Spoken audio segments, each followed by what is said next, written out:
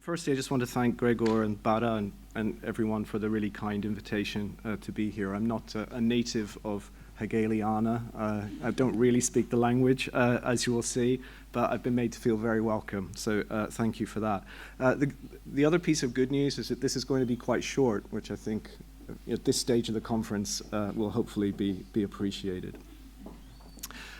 In a little-known 1954 article in Die Zeit, entitled Im Vorraum der Macht, Carl Schmitt gives the only study of the antechamber in the history of political theory. This article actually caused a minor scandal. It led to resignations or sackings at the newspaper. It goes without saying that despite his protestations of impotence throughout the article, this former state councillor of Prussia under the Nazi regime was himself no stranger to the corridors of power.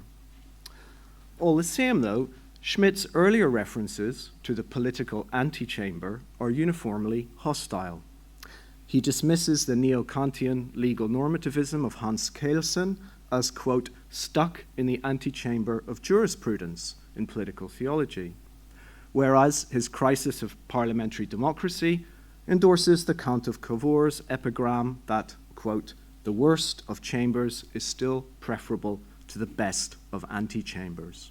And later on, in the same book, he describes Parliament as little more than a gigantic antechamber in front of the bureaus or committees of invisible rulers. To read the early Schmitt, then, we may be tempted to conclude that he is an unapologetic defender of the political Raum, of the room where it happens. Sovereignty is personal, decisionist, concrete, and situational, not distributed across the endless debating chambers, committee rooms, and bureaucratic offices of the liberal Vorraum, in which nothing ever happens and nothing ever will get decided. If the early Schmitt of political theology seeks to emancipate sovereignty from the chains of liberal proceduralism to free the political Raum from the depoliticized Vorraum, what concerns the later Schmitt of the article I'm going to be talking about today is something he calls the inescapable internal dialectic of power and impotence. In Schmitt's account, this political dialectic between power and impotence expresses itself as an architectural dialectic between the chamber and the antechamber. I quote, in front of every chamber of direct power, an antechamber of indirect influences and powers constructs itself, a path of access to the ear, a corridor to the soul of the holder of power. There is no human power without this antechamber and without this corridor. To explore the Machtarchitektur of the antechamber, the back stairway, the foyer, the cellar, Schmitt begins by drawing a distinction between the absolute nature of power in itself and the inevitably weak, frail, and mortal body of the sovereign in whom that power temporarily resides.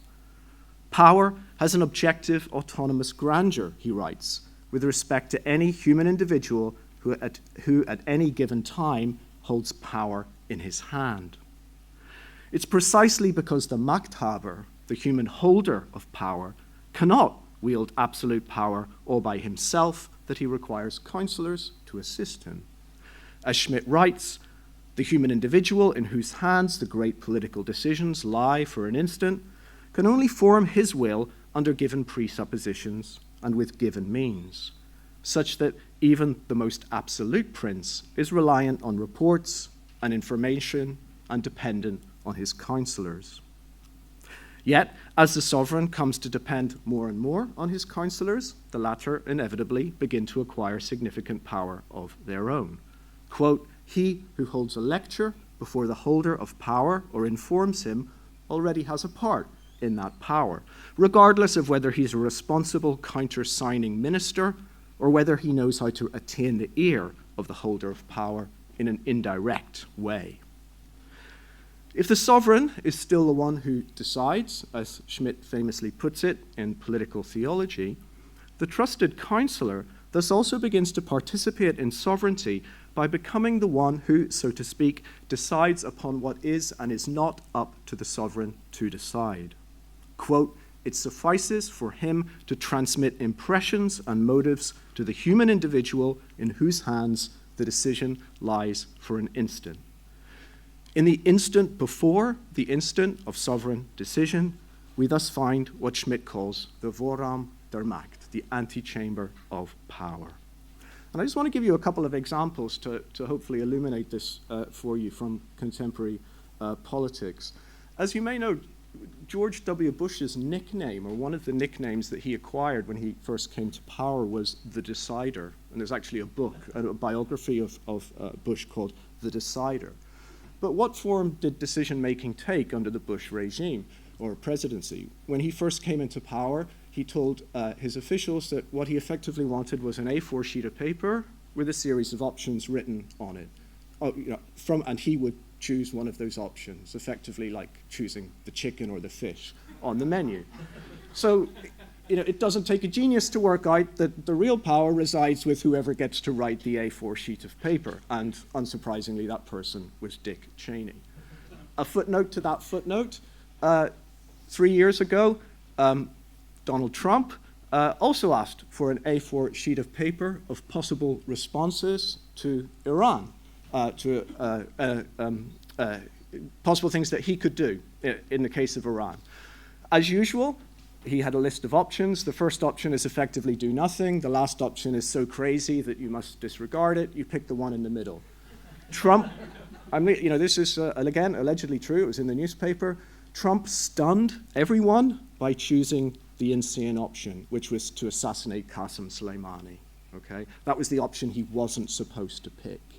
Okay, make of that what you will. Does that say that Trump is a reassertion of the master, or is he still just choosing, the most expensive bottle of wine on the menu, or something like that? So, okay, back to Schmitt.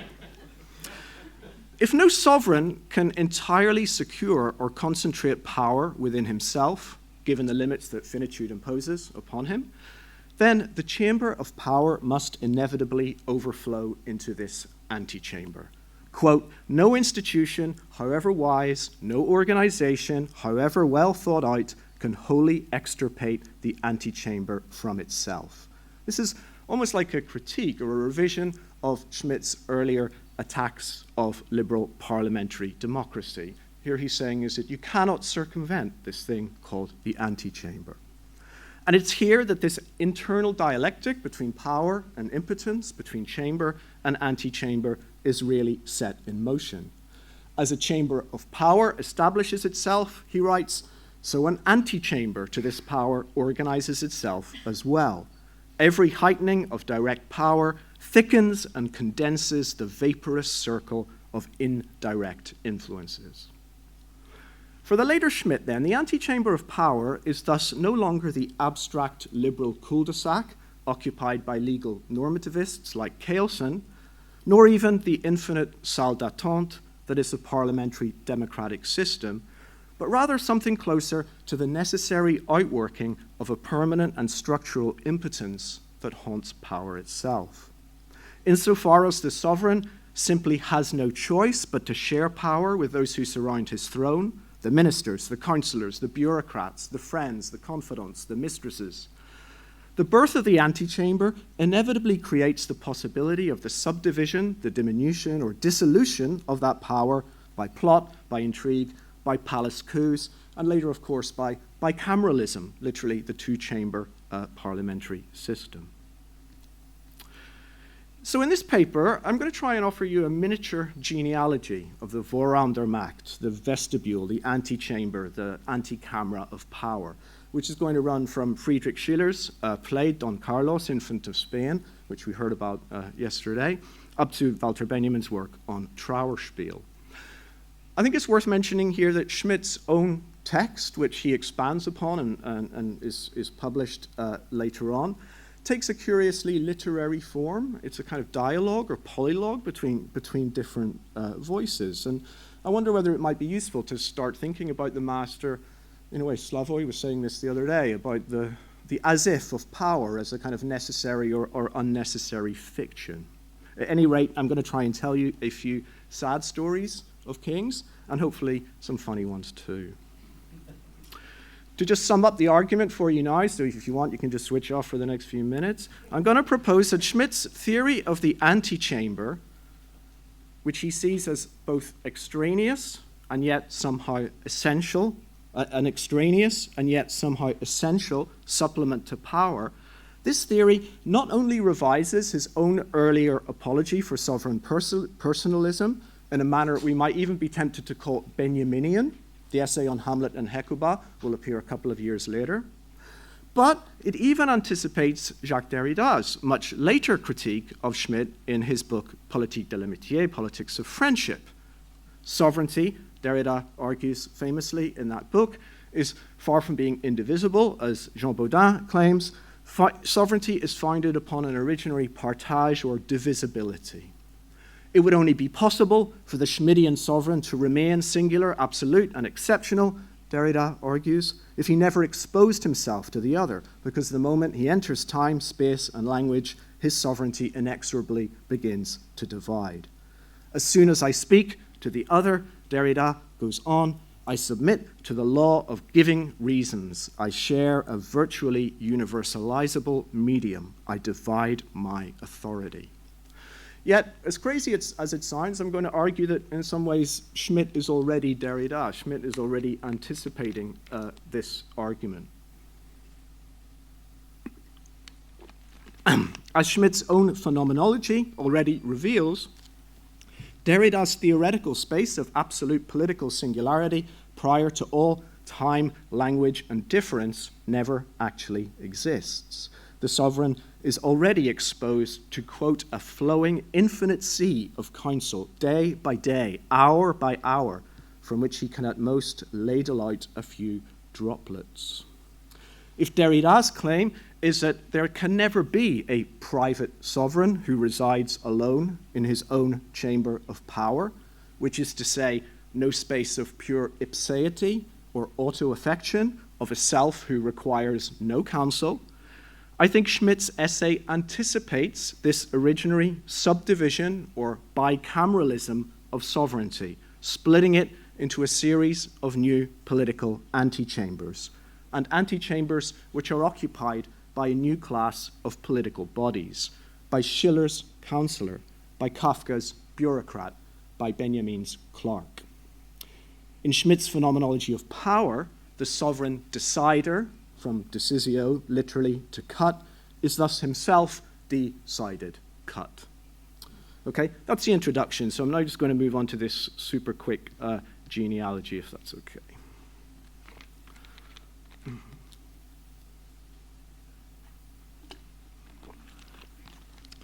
In Canto 3 of the Inferno, Dante enters a liminal space between the shores of the river Acheron and the gates of hell that scholars have often called the vestibule of hell. To quickly recall this famous scene, Virgil explains to Dante that hell's vestibule is occupied by what you might call history's bystanders, by those who chose not to choose between good and evil, but instead pursued their own self-interest above all. Pope Celestine V, the cowardly angels who took neither God nor Satan's side in the rebellion in heaven, and anyone else who lived, quote, without disgrace and without praise. It emerges that, quote, the heavens, so their beauty not be lessened, have cast them out, but nor will deep hell, profondo inferno, receive them. Accordingly, it is their special punishment to sit eternally on the very fence between good and evil they sought to occupy in life. They are condemned to dwell in neither beautiful heaven nor in deep hell, but in hell's own antechamber. Yet obviously, our modern vestibule of power is not quite Dante's Inferno or near Inferno. If our modern political antechamber is also a place of excruciating, almost metaphysical impotence, Roland Barthes calls it the eternal space of all subjections, since it is here that one waits, says that in his book on Racine. It's different from Dante's vestibule of hell, because obviously it becomes the crucible in which new forms of power are forged. In a series of classic early modern representations of the political antechamber, we find the emergence of such powerful fictional actors as Baldassare Castiglione's The Courtier in the Book of the Courtier, Niccolo Machiavelli's Counselor in The Prince, Francis Bacon's Dissembler in Of Simulation and Dissimulation, all of whose figures discreetly patrol the corridors of power, deciding who enters the inner sanctum and who does not, and who politically mobilize the very same ambiguous threshold between virtue and vice formerly occupied by Dante's lost souls. One more little anecdote. There's a great story in Aubrey's Brief Life of Thomas Hobbes.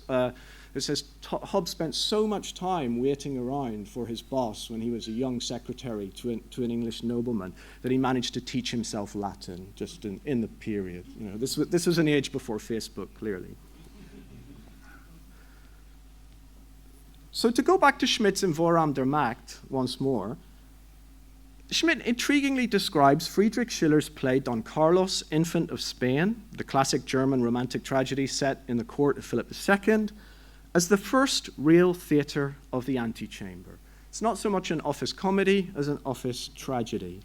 Why? Because this play proposes that the political question par excellence is no longer who is the king, who's in power, but rather who has immediate access to the king. It depicts Philip II not as the despotic absolute monarch of repute, but as a creaturely Machthaber who's utterly dependent upon the counselors, father confessors, grandees, mistresses, and attendants who navigate the corridors of the royal household around them. As Schiller's play reveals, Philip can never be alone, even when he finally dismisses all his old confidants and retreats to his private chamber to make his own decisions. The stage direction reads, "The king alone." But what do we find him doing? We find him praying to Providence, sitting down and saying, "Providence, please help me." Help me to do what? He says, "Send me a man. Send me someone I can trust. Send me someone I can rely on." If Philip is unable to be the master of his own house, which is to say to fully occupy or monopolize his own power, his prayer seems to be answered with the arrival of the honest, rational, and enlightened Rodrigo, the Marquis of Posa, into his service. Posa is the only man at the court who doesn't want to work for Philip, who is apparently devoid of self-interest and who is willing to speak truth to power. And such self-consciously modern qualities are precisely what recommend him to the king. In a famous scene to which Schmitt specifically alludes in Vorraum der Macht, Philip dramatically signals the birth of this new proto-liberal antechamber of power by granting Posa the extraordinary right to freely enter the king's private chamber whenever he so wishes. "Count," the king commands his courtier. "In future, the Marquis is to enter unannounced." If Philip's increasing dependence on his new favorite son Posa obviously anticipates Schmitt's theory of the fatal self-division of sovereignty, that's why he writes about it, I think, Schiller's drama exposes a further subdivision, I think, within the new modern seat of power occupied by Posa himself. To just quickly replay the plot of the text for anyone who doesn't know it, Posa turns out to be not quite the good and faithful servant to Philip that he appears, because his real goal is to pursue Gedankenfreiheit, political and religious freedom for the Spanish Netherlands by installing Philip's son and heir, Don Carlos, as leader of the growing Dutch rebellion against the Habsburg Empire. It quickly becomes clear, though, that Posa's sudden ascent to power merely ends up replacing one absolute master with another, or rather a kind of master counselor. According to a classic Schillerian confusion of means and ends, antechambers and chambers, Posa ends up becoming the secret police of his own enlightened despotism, whose power begins to terrorize the Spanish court in a manner that anticipates the French terror of only a few years later.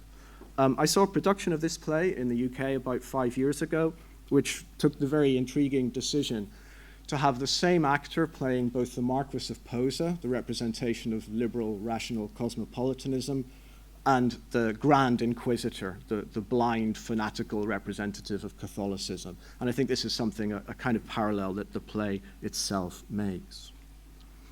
However, what particularly interests me about the play is that Pose's fate is not simply a tragic fall from the heights of Schwarmerei, as Schiller himself suggests, nor a tragic or culpable descent into corruption, but another iteration of what I'm calling the divisibility of sovereignty.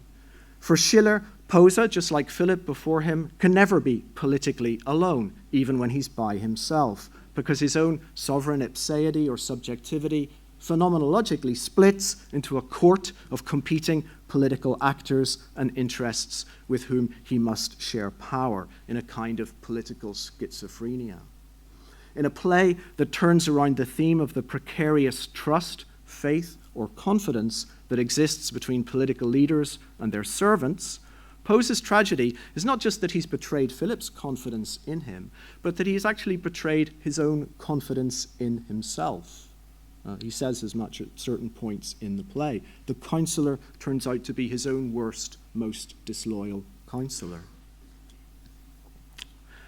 In many ways, I think Schiller's successor to the position of official cartographer of our antechambers of power may just be that other late Habsburgian scholar of tragicomic petitioners vainly seeking entry to mysterious rooms inside rooms, jealously guarded by gatekeepers. I'm thinking, obviously, of Kafka. It was Benjamin, in his essay, Franz Kafka, on the 10th anniversary of his death, who first observed that Kafka's world is a world of, quote, offices and registries, of musty, shabby, dark rooms. But there's surprisingly little written, I think, about the specific architectures of power in Kafka's universe. After entering this bureaucratic netherworld, we find that it's populated by what remains of the state when, so to speak, sovereignty has divided or devolved itself almost to death. Seedy clerks, shabby secretaries, obscure gatekeepers, and finally that dysfunctional or functionless fonctionnaire who is yet another restless occupant of the shadowy anterooms of power called Odradek. I read Odradek as a kind of wooden star-shaped Marquis of Posa, constantly entering the master's room unannounced to offer unwelcome advice. To try to answer the question of what, if anything, may lie beyond Kafka's seemingly infinite antechambers, I want to very briefly turn to the castle and its depiction of the boss Clam's sanctum sanctorum of power. I'm just going to quote a passage. Barnabas has often described it to me and even sketched the room. He's usually admitted into a large office, but the room isn't Clam's office, nor even the office of anyone in particular. It's a room divided in two by a single reading desk, stretching all its length from wall to wall. One side so narrow that two people can hardly squeeze past each other, and that's the room of the officials. The other side is spacious, and that's the room of the clients, spectators, servants, messengers. On the desk, there's great books lying open side by side, and officials stand by, most of them reading. They don't always stick to the same book, yet it isn't the books that they change, but their places. And it always astonishes Barnabas to see how they have to squeeze past each other when they change places, because there's so little room. In front of the desk, and close to it, there are small low tables at which clerks sit ready to write from dictation whenever the officials wish it. But if Barnabas, and by implication us, the reader, were ever under the illusion that we've reached the inner sanctum or chamber of the castle, this is immediately and obviously dispelled by the perverse Borgesian architectonics of this room. Clam's office, which is not actually his office, is divided into chamber and antechamber by the reading desk, which separates the officials from the messengers. This chamber is itself subdivided by the low table, which separates the clerks from the officials and the messengers. And finally, subdivided again by the presence of the great books lying open side by side to which messengers, clerks, and officials alike all defer. For Kafka, the sanctum sanctorum is thus not the ground of an original absolute or indivisible sovereignty, but something closer to the void of a pure or infinite divisibility of power, which goes all the way down. The messengers wait next to the clerks sit ready for the officials stand by the books, and even the books themselves sit side by side with the other books. In Clam's chamber of power, as Jorge Luis Borges recognizes very well in his Kafka's precursors, we thus find a kind of bureaucratic equivalent to the paradox of Zeno's arrow. Okay, conclusion. In his essay on Franz Kafka, Benjamin retells a story by Alexander Pushkin about Prince Grigory Potemkin, the Russian nobleman, statesman, and military leader, which he claims anticipates Kafka's fiction by almost 200 years. It is said that Potemkin often suffered from states of depression, Benjamin writes, during which access to his rooms was strictly forbidden. After one particularly long depressive episode, the Russian court officials had become frantic because so many important signatures had accumulated in Potemkin's absence, which required his signature. Yet one day, an unimportant little clerk named Shuvalkin happens to enter the anteroom of the Chancellor's palace and finds the councillors of state assembled there, moaning and groaning as usual. And after finding out the reason for their unhappiness, he promptly volunteers to get Potemkin to sign the documents himself. To recall this famous moment, Shuvalkin sets off through galleries and corridors for Potemkin's bedroom, and like the Marquis of Posa before him, enters without knocking or even stopping, and this is what he finds. In semi-darkness, Potemkin was sitting on his bed, in a threadbare nightshirt biting his nails. Shuvalkin steps up to the writing desk, dips a pen in ink, and without saying a word, presses it into Potemkin's hand while putting one of the documents on his knees. Potemkin gives the intruder a vacant stare. Then, as though in his sleep, he started to sign, first one paper, then a second, finally all of them. When the last signature had been affixed, Shuvalkin took the papers under his arm and left the room without further ado, just as he had entered it. Waving the papers triumphantly, he stepped into the anteroom.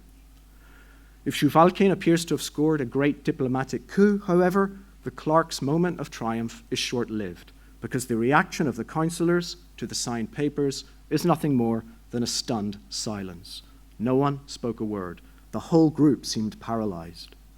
In a state of bewilderment, the clerk again approaches the councillors to ask them what is the matter, whereupon he happens to notice the signature Potemkin has written on all the papers. One document after another was signed Shuvalkin, Shuvalkin, Shuvalkin. To bring this paper to a close, I want to propose that Benjamin's palace comedy may be one more Trauerspiel of the Antechamber of Power. A finite Machthaber sits in his private chamber, signing away his sovereignty piece by piece to a councillor. But the councillor can no more hold or receive this power than the sovereign. And so it subdivides again into the political equivalent of an infinitely recurring remainder in mathematics. Shuvalkin, Shuvalkin, Shuvalkin.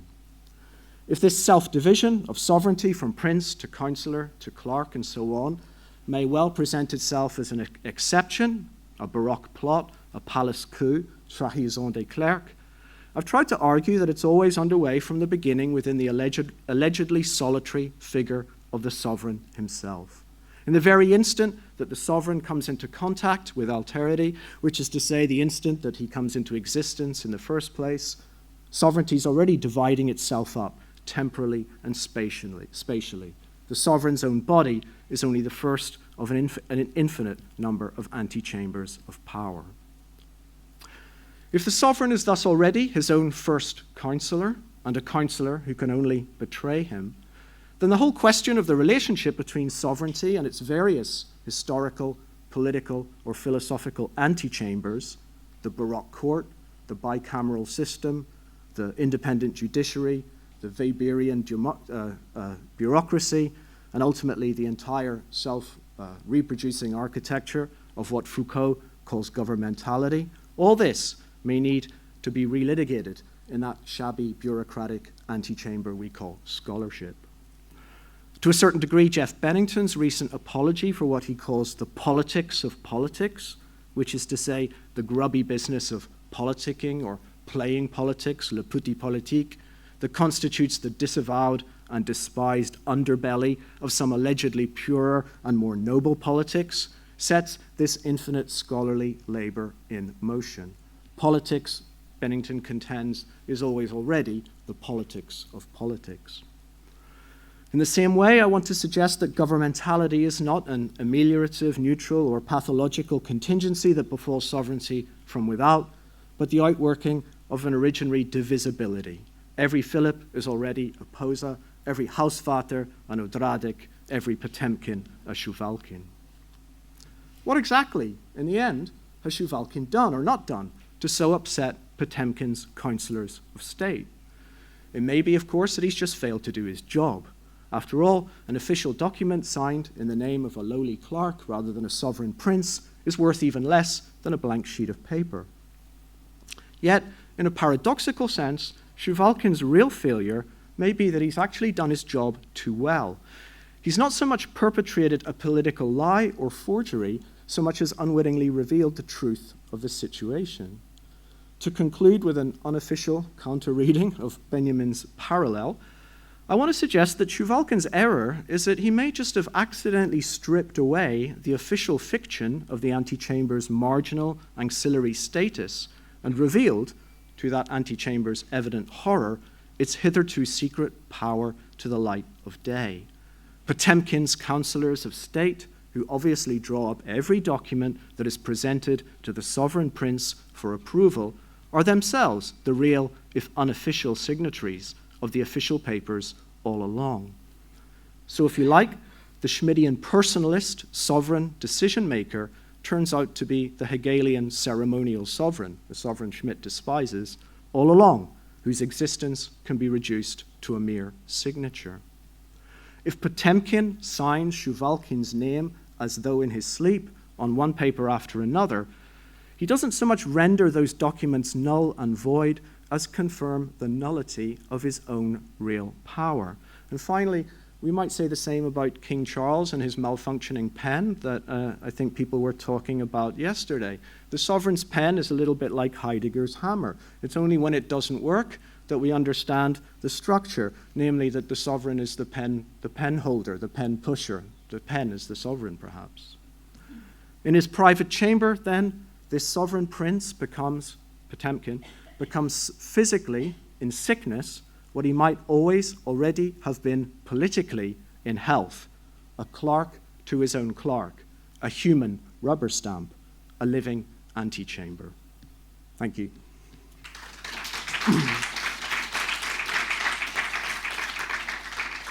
Thank you, Arthur. Questions? Okay, Eric.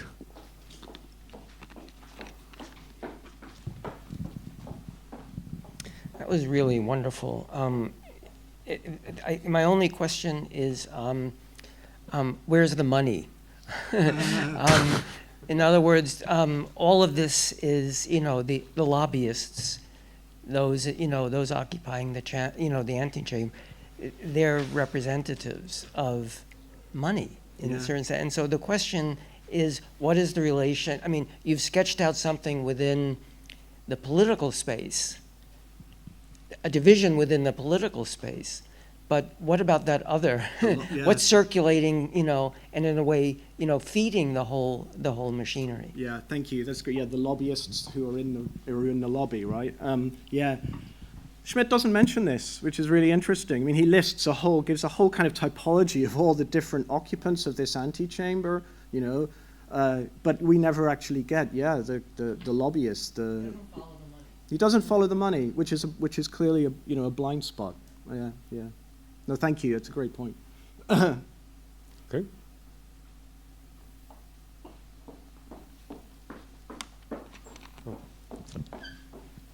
Simon. Thank you. This was truly an eye-opener in many ways. I have but one question, really. The way you describe the work of the counselors in relation to power, as they decide what is, in a sense, to be decided on. Yeah. So the way I understood you, they kind of occupy a certain position of knowledge and of possibility. So that would be their power, to occupy this space of possibilities. But I think There's a further moment, and perhaps that's where the money is. Namely, they also decide on what is not possible. Yeah. So, what the Yeah. impossibility is. Yeah. And I wonder if you have some thoughts on that. Yeah, because in some ways, I think this is the point of the Benjamin anecdote. Is there's never just one sheet of paper, right? There's a piece of paper that's presented to. There's a piece of paper that's presented to the sovereign to sign. There's a piece of which is drafted by another group of people. There's the lobbyists who lobby to get their options, in one sense, upon that sheet of paper. So. Obviously, the process multiplies. I mean, the one thing I'm trying to avoid, I think, and hopefully I've done this successfully, you can tell me if I haven't, is I don't want to get into the idea that there's a power behind the throne, okay? And that's where the real power lies, that it is Dick Cheney, after all, or whoever you want to call it. I mean, for Schmitt, that wouldn't be any change whatsoever. Schmitt doesn't care who the sovereign is. He just believes there has to be someone who decides. And if that sovereign happens to be Dick Cheney, then fine, for Schmitt. That's just power for Schmitt. He distinguishes between power and sovereignty. Power is nebulous, okay? It becomes concentrated in the figure of the sovereign. Someone has to say yes or no. Someone has to make the cut. So if that's not, that doesn't have to be the president, the prime minister. It can be anyone. What I'm interested in is this idea of the ongoing cut, that the counselor in the figure of the Marquis of Posa, in theory, he becomes the power behind the throne, but in fact he isn't. He himself kind of subdivides, even within himself, within his own power and status, in this kind of, almost infinite regress. I wouldn't call it infinite. That's why I use that figure of the recurring remainder. That's how I read your figures of Odradic, that there is still a kind of mathematical bare life or something. There's something there, okay, beyond which it makes no sense to keep on counting. That's once you get to 3.3 recurring, you can count forever, but there really is no point to carry on doing it. So that's what I would. That's a kind of response. Sorry, that's the best I can do. Yuval.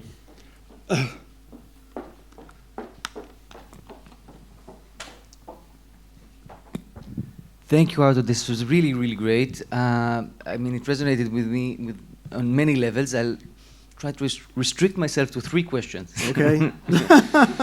Yeah. So the first one would be kind of, in a way, simple maybe, but just what are your thoughts about, you're talking within the context of political theology.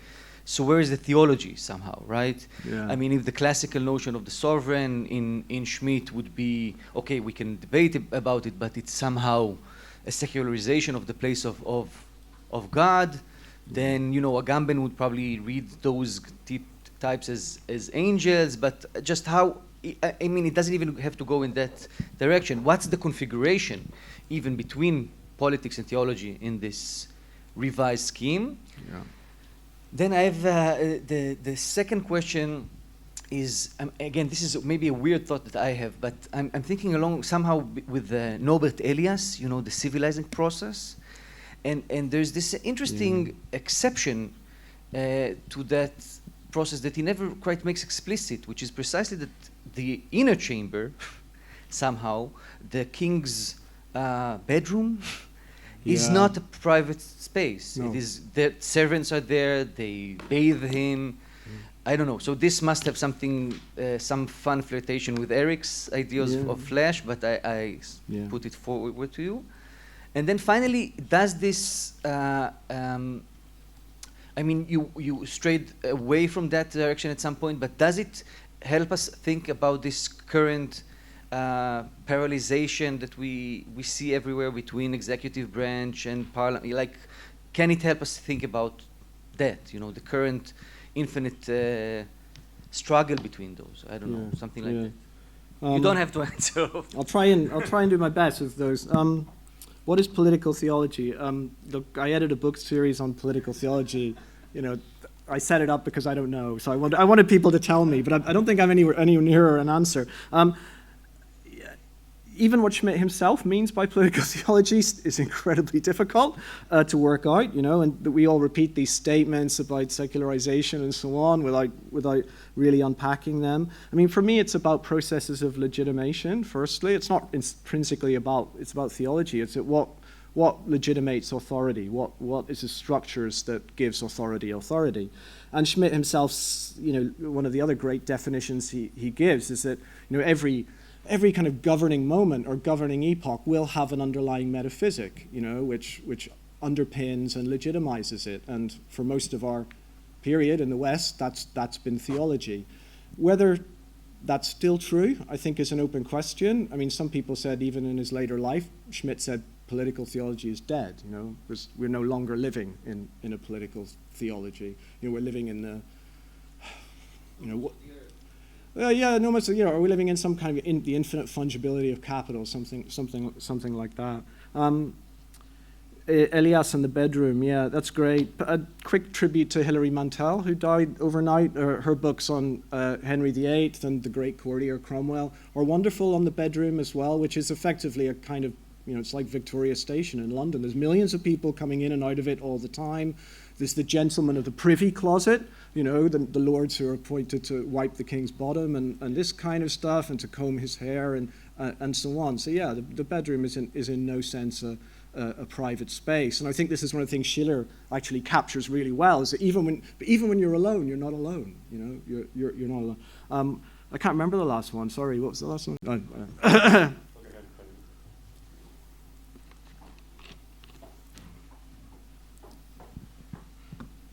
Thank you. I think I suddenly woke up, actually. But thank you. Just then? Or yeah, just now when I stood up. It was really good. It was brilliant. No. I have a silly suggestion, and maybe it's partly influenced by the whole state of affairs that everybody is exhausted, that because this whole story about Shuvalkin, it somehow it made me think about one particular movie, The Usual Suspects, and the story about Kaiser Soze, who's a Kaiser, by the way, who is, I'm not sure I remember if he's actually arrested, but he is interrogated in some kind of antechamber, I would say, where he's sitting in the policeman's office and he's narrating the whole story about Kaiser Soze, basically, but he's just a simple criminal there. And only in the end, when he is allowed to go, after telling all the story, suddenly the inspector realizes that he has been telling a story by using all the artifacts in that office as the sort of contents of his story. So it's completely confusing what is real and what is unreal in this story. And who was this? Was it actually Kaiser Soze? We're not even sure. So, and I'm not sure if I can import some of that into the story about Shuvalkin, but there's something about, isn't there some kind of thought that maybe it's not power as such, but there is an immense power in being able to eradicate the traces of your power, so to say.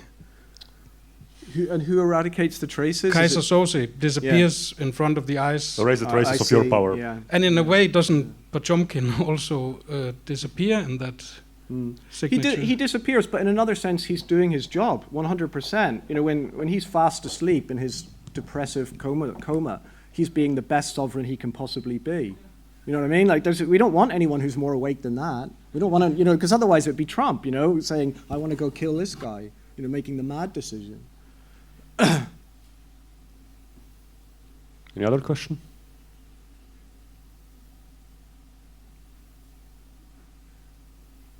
Okay. Well, in fact, we're on time. We're just not late. Oh, okay. We have. There's another. Peter has another question. Thank you, Arthur, for that. Right. Maybe I completely misunderstood you. Maybe you have a theory. Maybe you said something about it, but maybe I'm just stupid. But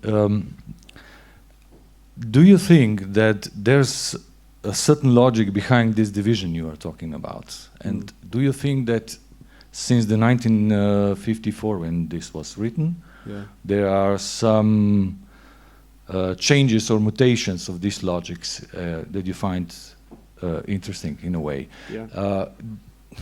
Let me say it.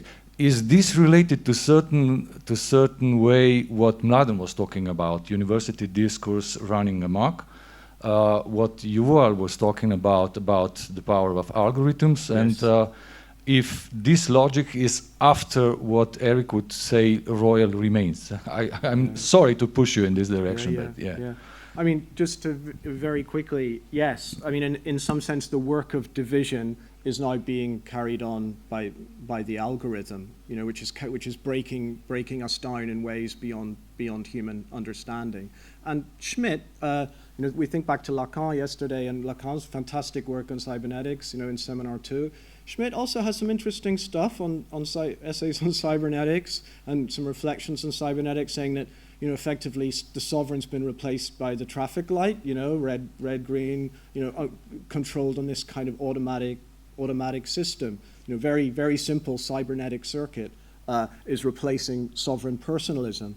I would say for Schmitt, this process has been going on for hundreds of years. Like the Leviathan is the first algorithm, maybe. You know, it's a totally inhuman, self-regulating sovereign structure. It doesn't need anyone inside it, you know, to run it. There's no ghost in the machine. That's right. It's all, yeah. God, it's Schmitt, yeah. Okay, we do have another question with Andrew.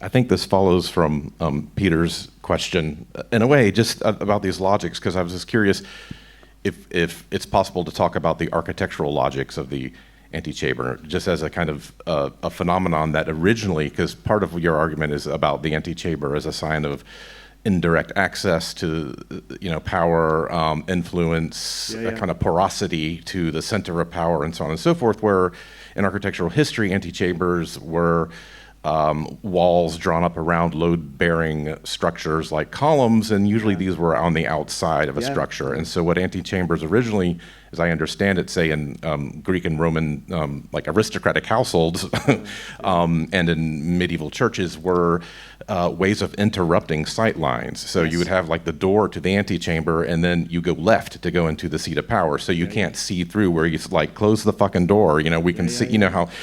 So I'm wondering about that shift. In other words, that there's an architectural project that is a project of, I don't know. I don't want to say modernity, because what can you say? But just what about that? Do you have something on that? There's no general history of the antechamber been written. There's been stuff about Roman antechamber, stuff about, you know, Renaissance antechamber. You know, originally I think it's aesthetic, you know, and functional. It's like, you know, if it's raining, it's a good place. You don't wait outside and something like that.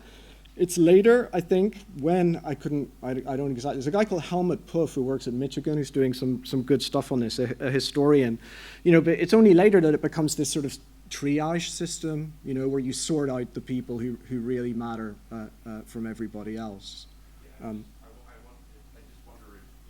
And developments in architectural techniques and ways of distributing, you know, stresses and loads allows for the multiplicity of antechambers within the interior rather than something that's in the exterior. It just that, like, you know, and thinking of force and heaviness as a kind of power itself that corresponds with the distribution of power that you're talking about. That's fantastic. Yeah, sorry, that literally never occurred to me. That's great. I'm gonna forget Eric that again. and then plagiarize it, I think. Okay, Eric, and then we'll slowly be too late. I mean, that little aside, that joke, I mean, you know, about the Jews it's actually, I think, relevant. Yeah, it is. Yeah. Because it ultimately has to do with the issue of incarnation. And incarnation. Yeah. And so already in, you know, Roman Catholicism and political form, the distinction between a true representative and a deputy has to do with the link to incarnation. Great. And so there's something about the radical disincarnation, which ends up with algorithm. So the problem of the flesh at some level is, you know, haunting this. Otherwise, what seems to be, you know, a more Derridian. But even you said with Odradek, you end up with this bit of bare life. So there's something irreducible there. Yes, absolutely. Yeah. I think that's key. And I guess there's no flesh in Leviathan, is there? You know, there's in the sense that it was a whale or something. It's a big fish, so it was flesh. But by the time it's become Hobbes's Leviathan, it's no longer maybe. Yeah.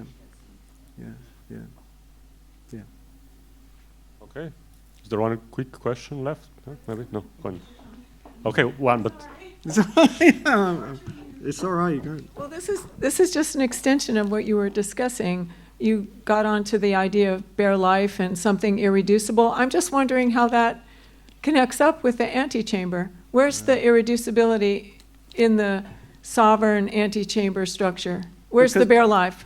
Well, because the antechamber is always divisible. You know, there's never just one. There's antechambers to antechambers. You know, if you ever read, I mean, Walter Scott. Nobody reads Walter Scott, but I read him, so you don't have to. He's great. He's great on antechambers because people are always being whisked through. You know, Ivanhoe or someone like that's being whisked through these antechambers to meet some really important person. Everyone else has to wait and sit around.